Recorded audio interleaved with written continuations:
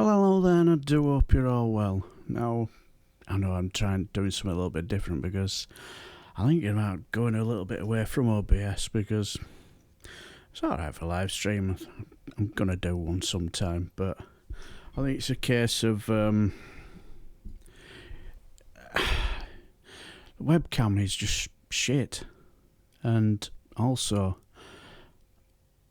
because it just looks like I'm stuck in a snowdrift, and like when it comes to using the microphone for it, my laptop makes so much noise. It sounds like I'm stuck in a wind tunnel. So trying something different, see what you think.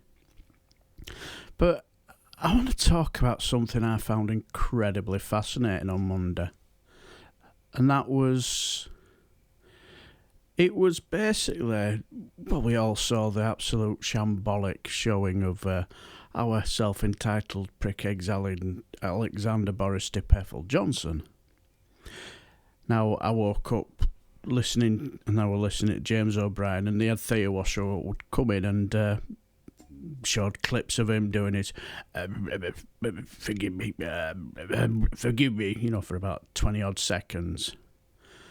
And straight away, James O'Brien took no prisoners, just says he's just been left one job. The man's an absolute complete arse.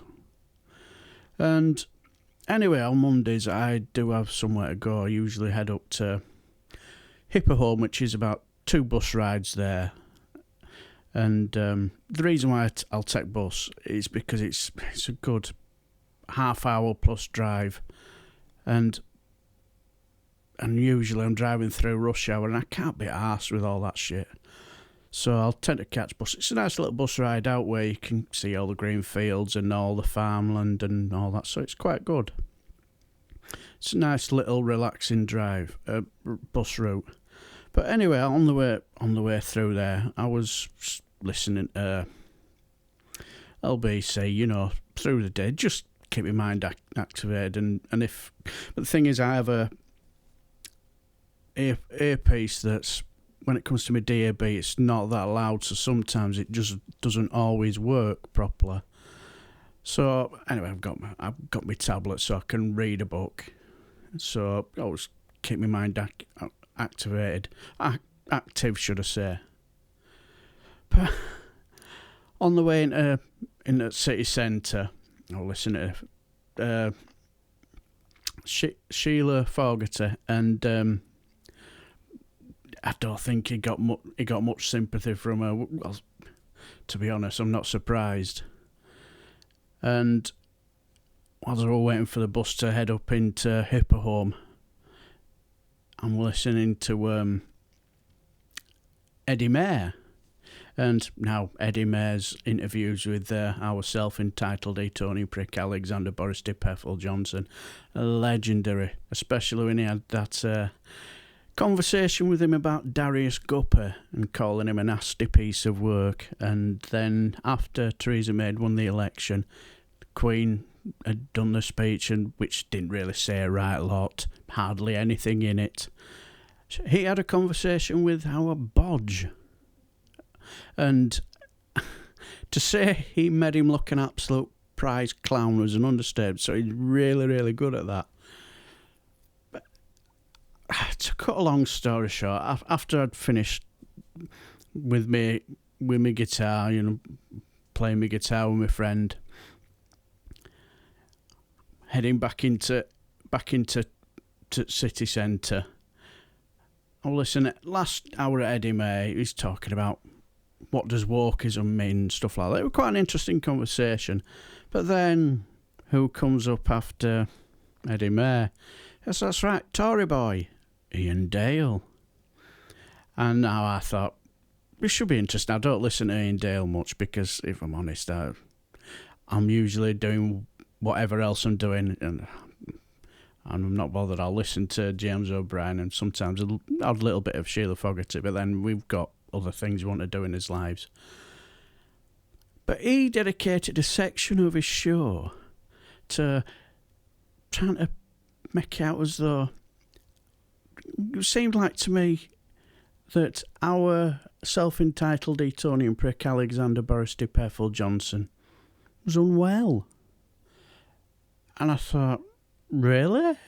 I didn't think so. I just think this is what you see is what you get. If you want a if you want a leader, don't look at our Alexander Boris Pfeffel Johnson, because he's just a clown.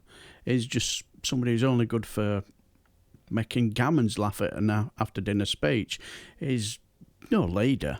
So actually, this is a guy who said that he thought his end of conference speech was the best he'd ever heard. And I'm thinking, fuck me, and you're well easily pleased, you, aren't you? Fuck me. After about 2 minutes, I couldn't stand hearing him anymore. It was just annoying. Didn't make any... This is a guy who's talking about whatever and nonsense, and while people are losing 20 quid from their universal credit.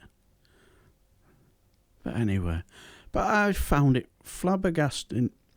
And then I got thinking about it more, because then I'm thinking, it shows you how different politicians or people get treated differently. I got back thinking about... Remember when Diane Abbott had that interview with Nick Ferrari? Well, she got called Diane Abacus after by all the racist gammons. And I didn't watch the interview live, because for the simple reason I can't stand listening to the dullard anyway. Not since he had his rant about Lily Allen. Remember when she went to that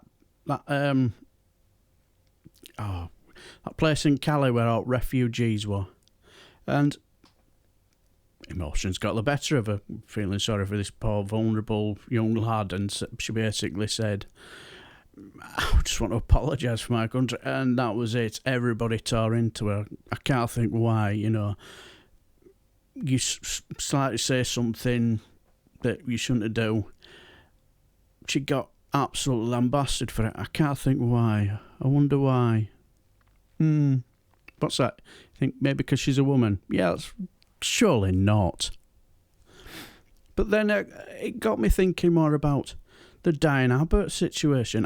When I listened to that interview, the snippets, my first thoughts were, she didn't sound quite well. She sounded as though she were feeling a bit unwell. But let's be honest, our Nick Ferrari doesn't matter. It's because she's one of the Labour lots, one of them Trotskyite communalisms, whatever, Marxist nut jobs, bosh straight into her. And hence, everybody was tearing into her from that day onwards for day. And I got back to me thinking, I can imagine on that day, would Iain Dale have done a section of his show saying, is Diane Abbott feeling unwell? Is she feeling under the weather? Or would our Tory boy would have just absolutely tore a new arsehole? Because, let's be honest, that's all he is. He's a Tory boy, isn't he? If the cap fits, doff it. That's one of the new sayings I like hearing. I think, yeah, that's same with him. When the cap fits, doff it.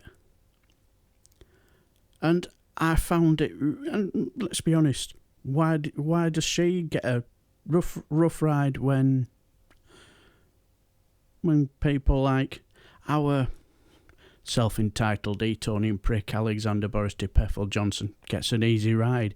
And which he will do, because they tried to now making excuses that he's not feeling well. I wonder if he's not feeling well. No, not really. This is a guy who's all his life has fallen upwards. After every fuck up, he falls upwards. Anybody else says something slightly out of place, straight, especially if they're a woman. But yeah, I found, especially listening to Iain Dale, incredibly interesting. It's probably the first time in a good long while I've listened to Iain Dale. And I think probably it'll be the last, because I just thought it was quite pathetic. But what do you guys think? Right, I shall leave the video here. And until the next time, and if you like it this way, then just let me know, because I'm thinking of going away from OBS. I might just use it for live streams when I get round to doing one. But anyway, I shall leave the video here. Until the next time, I shall bid you farewell. Take care.